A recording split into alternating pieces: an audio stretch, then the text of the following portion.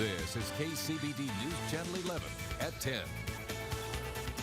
Good evening, and thank you for joining us. For the first time, the Lubbock Economic Development Alliance is turning to bonds to grow the hub city economy.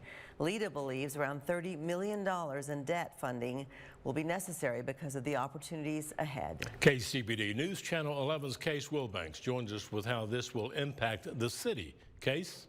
Well, Karen and Abner, it was a move that required city approval this month, but one the city council wanted to make clear was not impacting its taxpayers. These are sales tax revenue bonds, and so that sales tax is what LEDA will count on to pay the millions back. We're having a lot more opportunities than we've ever actually even dreamed we could possibly have. Success for Lubbock economic development is requiring a change in how the Alliance invests. That's according to its CEO. So for the last decade, we've been able to cash flow all of our operations and also all of our projects that we've approved. Now it has developed a plan with a financial advisor to use sales tax revenue bonds at a maximum of $32.5 million to invest in infrastructure and land. We're taking some of our existing projects that we've already improved, including the infrastructure for Leprino Foods and the infrastructure for WL Plastics, and basically financing those along with financing some purchase of land. Osborne says $28.7 million is needed for what LEDA has planned for those projects and more. The utilities that we are putting in place and the streets that we're putting in place are primarily for our companies that we've already voted on.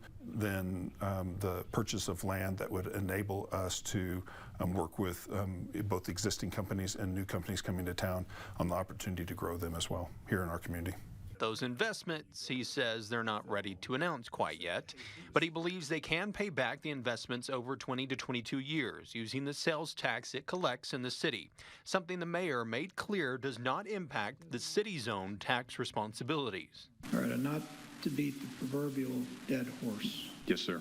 There is zero tax consequences on our taxpayer. Yes, sir. Osborne says that LEDA expects early next year local banks in the private market to buy the bonds, similar to a consortium LEDA has turned to in the past for loans. We feel like we might get a better deal where it's not as high of an interest rate, where we can pay it off quicker if we were to go to the private market and sell these bonds to the banking community, who are also very interested in still helping out with this project.